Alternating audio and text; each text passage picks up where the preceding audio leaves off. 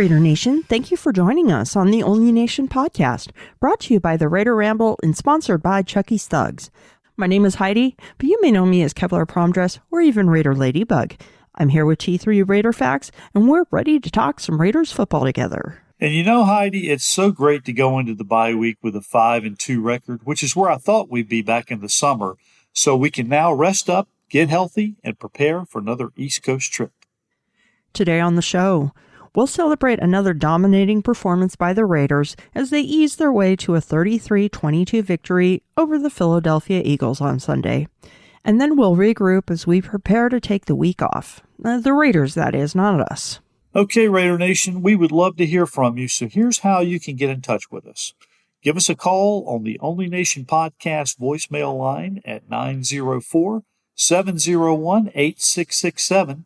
That's 904-701-8667.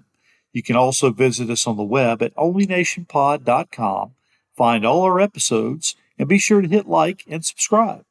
Here's the latest Raider news.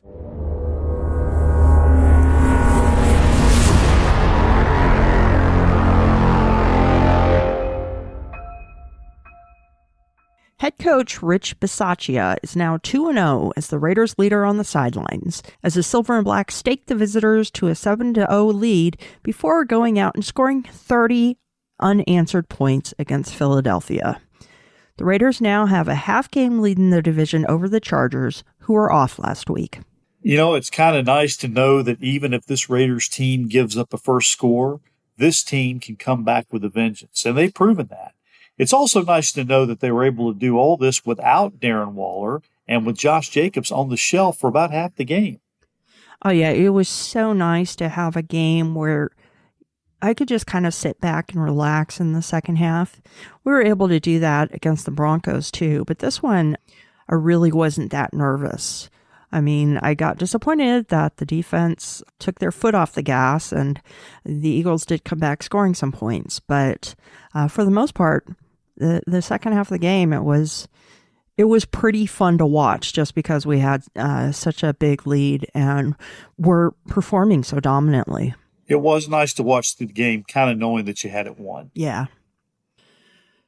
Derek Carr's 91.1 completion percentage was a career best and the second best single game percentage in NFL history, behind only future Hall of Famer Drew Brees, who posted a 96.71 time, with a minimum of 30 passing attempts during a game. Now, I just want to wave a warning sign in the face of all the Carr haters out there. And you know, there will be some who say, yeah, well, he still sucks. I'd just like to say this. The body of work and all that he's done so far speaks volumes for his career progression. And now that he's got a defense to back him up, which is what we've all been clamoring for a long time, watch out. Yeah, Derek he's definitely come on this year, like all three of us predicted that he would. And we'll talk about it a little bit more later on in the show. As already mentioned, Darren Waller was sidelined with a foot injury. Stepping up was third-year tight end Foster Moreau, who had a career-high 6 receptions for 60 yards and a touchdown. This team not only has a better overall roster than last year, but it has a lot of talent in the receiving corps. You know, we had talked about this, and we wondered what would happen if Darren Waller were to go down. And we talked about the fact that, yes, we've still got Hunter Renfrow, we've still got Zay Jones, and we've got both Edwards and Ruggs. But we all wondered when Foster Moreau might step out of the shadows. And, of course, he was kind of forced to in this game, but he came out in a big way. And I think all of us were in agreement that he would do that. He just needed the opportunity, and I think a lot of us were kind of pissed off that he didn't get the opportunity last year, sitting behind Witten, who took away a lot of his opportunities. But again, I think just by sitting and watching and observing, I think he was able to gain a lot of valuable knowledge, and he was able to get healthier over the course of the year, and now he's in a position to apply that, and he's doing that in a big way. Definitely. I've been waiting for him to come on this year. I loved his rookie year. He made such an impact, especially in the red zone his rookie year. He had, 6 touchdowns or something before he went down with a season-ending injury? I believe that's right. Yeah. I'll tell you, that was a hell of a touchdown catch he had. He got pounded, but still hung onto the ball, had good speed, and ran a good solid route, and had the good hands, too. Yeah, that was the kind of catch where you could see it happening, and at the hit, the receiver would just be dropping the ball. I mean, he should have caught it, which he did. That dude, he held on to it, and he did a great job. It was really nice to see him coming out to shine. And, I bet there probably wasn't anyone happier for him on the sidelines than Darren Waller. Okay, so we're each going to share a highlight from this past week's game. We're going to each hand out a game ball, and then we're going to discuss where we are at the midpoint of the season and talk about whether we think it's better, worse, or about the same as the general expectations. T3, what was your highlight? I've got two highlights I want to share, and these have gotten kind of buried in the highlights since neither one was a scoring play. But one was the beautiful over-the-shoulder catch made by Zay Jones, and that was a big reception which kept the drive alive. And even though it was shown on several highlights, it was kind of downplayed a lot, and I don't think it should have been, because I think that really gave the Raiders offense a shot in the arm and gave them a big gain when they needed it. And once again, it proved that Derek can go to Zay Jones with confidence and know that he's going to come up with a big catch. That was one. The other was just kind of brought a smile to my face, was a dust-off of the old Spider 2Y banana. With Alec Ingold coming out of the backfield on the left-hand side wide open and taking in that pass and grabbing a good chunk of yardage. I just kind of had to nostalgically smile on that one and know that play was still in there, and that Alec Ingold can still be that force of presence in the receiving game that we all hoped he would be at the beginning of the year. Those are two pretty good highlights. I really loved that Zay Jones catch. And I was watching the game with Andrea Trask. She had been on a podcast with a Philadelphia Eagles fan. She said, "See, I told that guy to watch out for Zay Jones. He didn't even know who he was." So I was like, well, you're right. He does now. Yes, he does. My highlight is more than just one highlight. If I had to narrow it down, I'd probably have to say Foster Moreau's scoring catch. But I loved just seeing how the Eagles completely discounted the tight end position with Darren Waller being out. And Foster Moreau made them remember it. His entire performance was great. Like you said, 6 catches for 60 yards and a touchdown. And that's been, statistics-wise, that's the best game of his career. And it was definitely the game of his career where he has had the most impact. But just his overall performance, and that scoring catch was pretty impressive. I've already said that. So I guess that would be my highlight. And you're right. It was almost as if the Eagles decided to just discount the tight end position altogether when they found out Waller was going to be out. And Foster made him pay big. Yes, he did. Yeah. It was great to see. And it's like, I don't want to take anything away from Darren Waller because he's one of the, if not the best tight end in the league.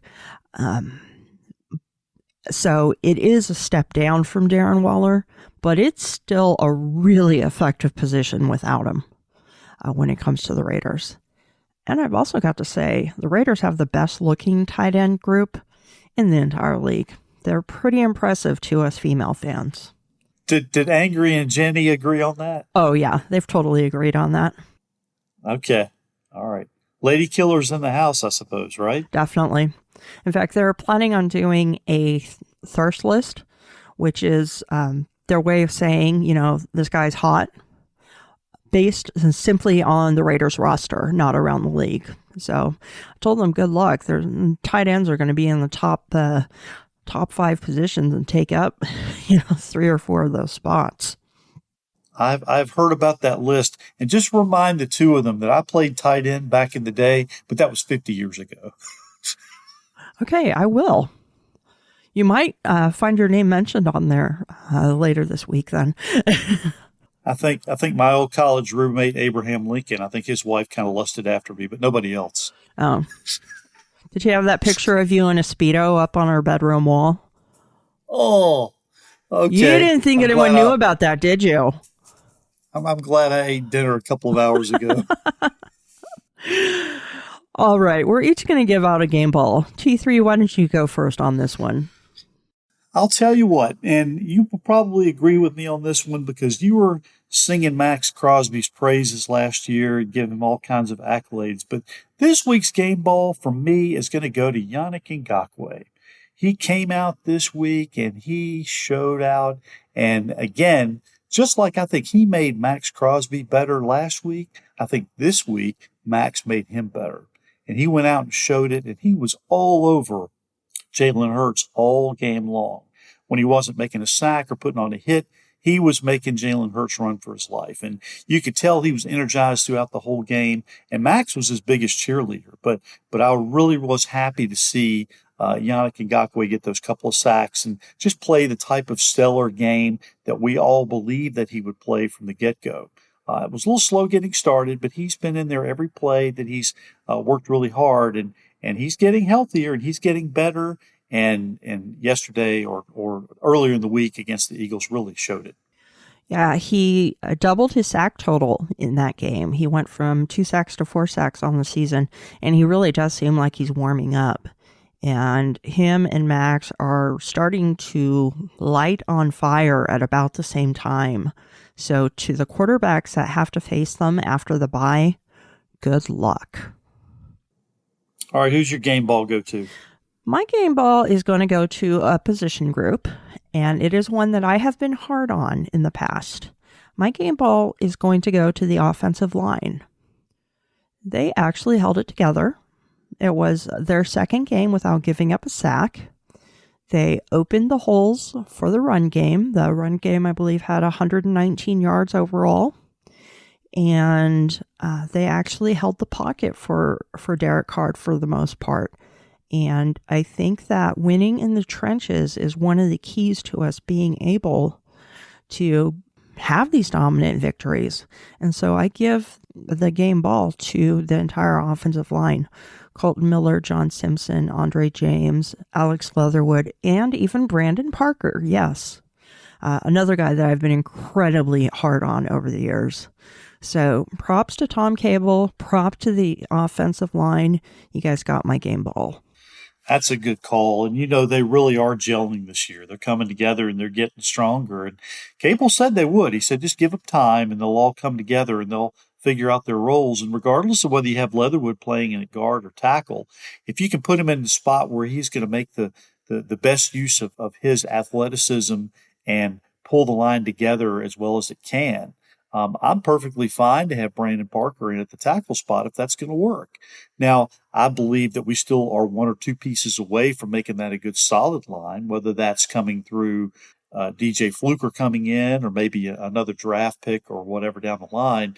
I think that's coming, but I got to like where we are right now, and that's a good game ball. So we have to pull out several game balls this week. Oh, we definitely could after a performance like that, for sure. And, there's another obvious one that'll be coming later in the episode for a pretty obvious Heidi's hero. And since there's no game coming up for this week, what we're going to do is we're going to just drop back a little bit and talk about where we are right now. And let me see how I wrote this down. So it's like we're flying by the seat of our pants. We were going to discuss where we are at the midway point of the season and talk about whether we think it's better, worse, or about the same as the general expectations. So do you want me to go first, or would you like to go first on that? I'll go first on that. Okay. I think that the Raiders are generally, as far as realistic expectations came, ahead of where their expectations were. I'm not just speaking of myself. I was hopeful that we would be 5-2, but I wasn't really expecting it. I was thinking more along the lines of 4-3. So the fact that we're 5-2, I'm really thrilled with. And I think that the general consensus of Raiders fans, and not necessarily the fans, but analysts, was that the Raiders wouldn't be at this point in the season.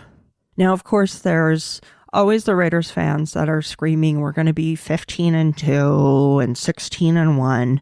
And while that's very passionate, I don't think that I take that very realistically. But you know what? Like I said last week, I had the expectation of us being on the floor about 10-7, and I could really see that improving now. I've been pretty impressed with where we're at. I'm happy with where we're at. I think the 2 games that we lost, we needed to lose because they've helped forge the team that we have now. And through all the fire, it has become the Raiders team that we saw the last 2 weeks. And I'm pretty happy with where they are. What do you think? I'm pleased with where they are now. Now, I will admit, I, like everybody else, was extremely worried after the Bears game. They definitely looked lethargic, and they definitely looked like that they were lost at that point. And then we came to find out why very quickly thereafter. Now, I really seriously believed at this point of the season here at the bye week that they would be 5-2. Now, I had them losing to the Ravens and to the Chargers. So they ended up losing to the Chargers and the Bears. Now, once again, I think that Bears loss, when you look at it in retrospect, is both a good thing and a bad thing. It's a bad thing in that you never want to lose to a bad team. And again, the Bears, even though they're an NFL team, they're a bad team. And you never want to lose those games that you're expected to win. But I think it was really, really good to come out strong the way they did against Baltimore at home under the bright lights and pull out the performance they did in week 1. Now, when the whole thing fell apart, when the house of cards came tumbling, and I'm not going to mention names, we're going to move past that. When all the cards came crashing down, I wondered if Bisaccia had the ability to rally the team, and if the team was as congealed as everybody said they were during training camp, and that they were solid and that they could handle all the adversity that they needed to. Well, I'm impressed, I have to say, from one man all the way down the line. They have held it together more so than I thought they would. And Bisaccia's been a calming influence. He's almost kind of been the Tom Flores against the John Madden. I know I've heard that analogy a couple of times, but he's come in, he's had the calming influence, but he's a really smart man. He's a smart coach, and he knows how to lead. He could have come in easily with guns a-blazing and said, okay, I'm the new head coach. Here's how we're going to do things. But he didn't do that. He came in and he kind of caressed the situation and stepped back and let Derek Carr and other leaders be the leaders in the room and the ones to kind of lead the way. And everybody has fallen right in. I think there's been no sense of panic. The defense has gotten better. It's been better than projected. We hoped that they would be somewhere in the 14, 15, 16 range, but they've even surpassed that. I think the offense has been a little slower than many of us thought it would be. I think we thought that the Raiders offense would probably put up somewhere between 35 and 40 points a game and be this unstoppable juggernaut, which they haven't done.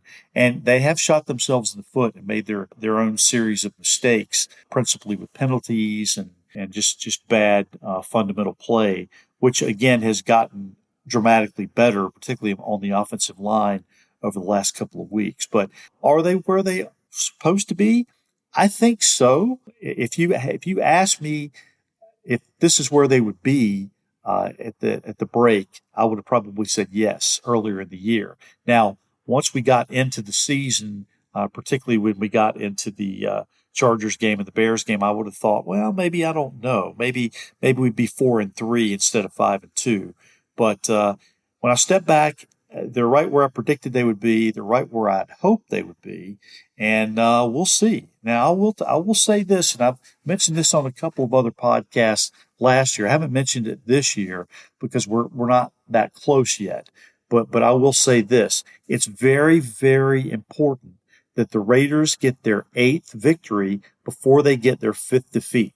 And I mentioned that because when they've had their 6-3 and 7-4 records before, when they have not gotten that 8th win before the 5th loss, they have not made the playoffs. So I won't start thinking about the playoffs till they start getting around to the 8, 9, 10 win plateau. And again, I said earlier in the season, I thought this was a 10-win team, 10-7, which would get you into the playoffs as a wild card, maybe. Now, they own the tiebreaker with a couple of teams right now, which is a good thing. But 10-7 might get you into the playoffs. It might not. But in my opinion, they have to be at least 10-7 for this to be considered anything like a successful year. Yeah, I would agree. 10-7 is the minimum. Like I said, the floor, and that's what I considered the floor of it being a successful year. I was hoping that we would get more, have a better record, and we'll see if that happens. But it is interesting to see how the team has rallied around Coach Bisaccia. They've really rallied around him. You know, they liked our former coach, John Gruden, and they really rallied around him, but it was a completely different atmosphere. And I just want to say some stats of Bisaccia compared to with Gruden and see how the team has awakened. This is from Josh Dubow, the writer who loves the Raiders. Wait, did he say something nice? Yeah, his account must have gotten hacked again.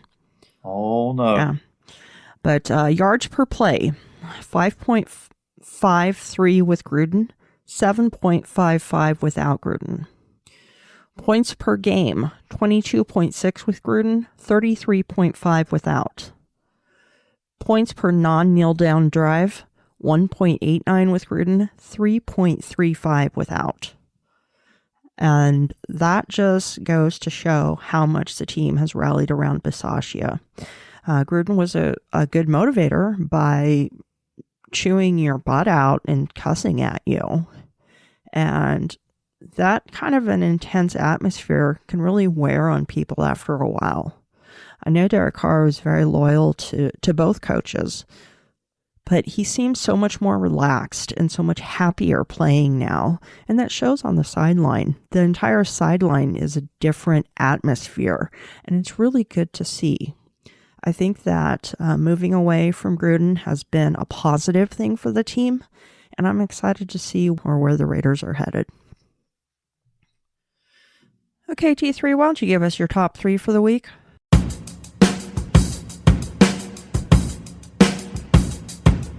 T3's top 3. Here's this week's top 3. Number 1, the Las Vegas Raiders have signed free agent cornerback Desmond Trufant, who was brought in this past week. Trufant was originally drafted by the Atlanta Falcons in the first round, 22nd overall of the 2013 NFL Draft. He's made stops with the New Orleans Saints and the Chicago Bears, Detroit Lions, after spending the first 7 years of his career in Atlanta. A 2015 Pro Bowl selection and 2013 Pro Football Focus Defensive Rookie of the Year, he's appeared in 105 games with 103 starts, recording 349 tackles, 6 sacks, 14 interceptions, 84 passes defense, 3 forced fumbles, and 7 fumble recoveries. Now, having said all that, he is not the player that he used to be. That's number 1. Number 2, the Las Vegas Raiders have signed a free agent tight end not named Paul Butler.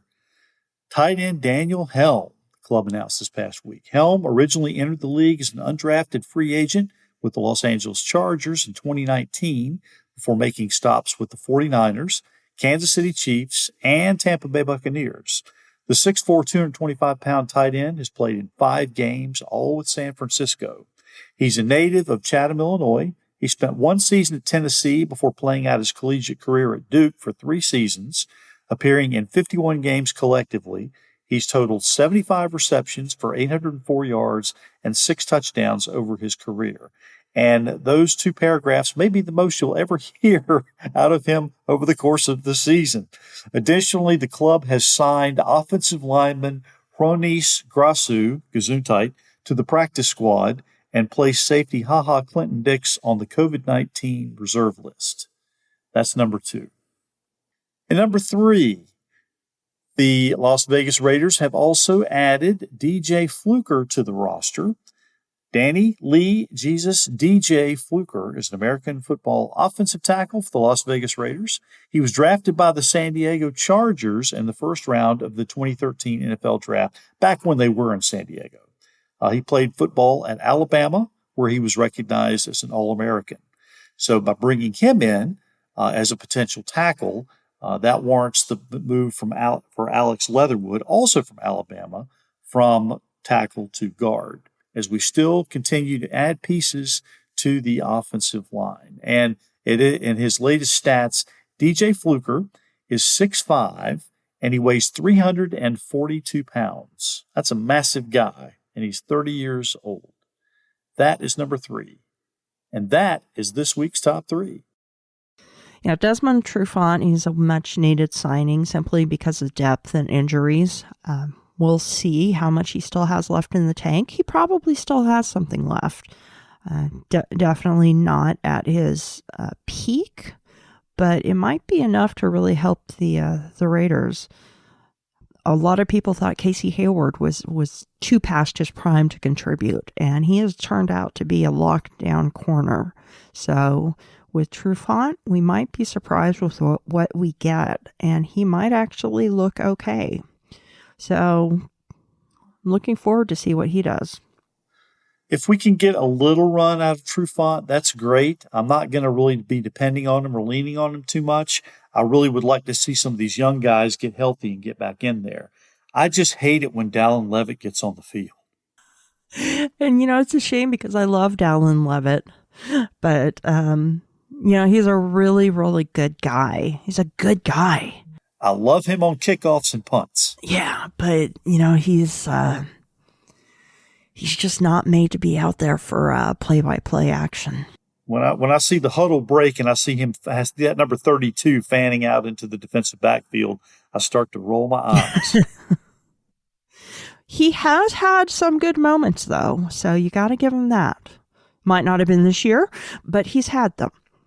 And anyways, point 2, Daniel Helm, whatever. Ronise Grassu, whatever. Actually, Daniel Helm, he could be a good depth signing. We don't know how injured Darren Waller is, but I think he's going to be okay, especially with 2 weeks off now with the bye. So it'll be interesting to see how long either one of them stick around. And Ronise Grassu, it'll be interesting. Yeah, it'll be interesting to see how much he sticks around too, with the O-line starting to gel a little bit. DJ Fluker could definitely be used as long as he stays injury-free, but we'll see how much Grassu actually contributes as well. Fluker, I'm a little bit more excited about. So, interesting top 3s. What the DJ Fluker signing tells me more than anything else is that Richie Incognito probably is not coming back. I've actually heard he is going to give it a go after the bye week. Now, whether that means 2 days of practice and that's it, or if he's there for the rest of the season, remains to be seen. I wouldn't be surprised if it is 2 days of full practice and that's a wrap. I hope he's still able to contribute and play a few games, but we'll see. Especially with John Simpson being knocked around a little bit and getting a little banged up. Give us a call at 904-701-8667. Leave a voicemail or text message at that number, or send in a message via social media and we'll share your thoughts. Why don't you tell us about what's going on with Raider Roots this week? This week, we are going to revisit the year 1972. The Raiders finished 10-3-1 that year. They had a little playoff game at the very end, though, which we're going to devote a separate episode to, which featured a famous play known as the Immaculate Reception. That sounds pretty interesting. It was the Immaculate Deception. Get it right. Correct. It was incomplete. Yes, it was. We'll discuss that, or you'll discuss that more on Raider Roots. Yes, we will. Okay, and it's time to find out what we do or we do not know.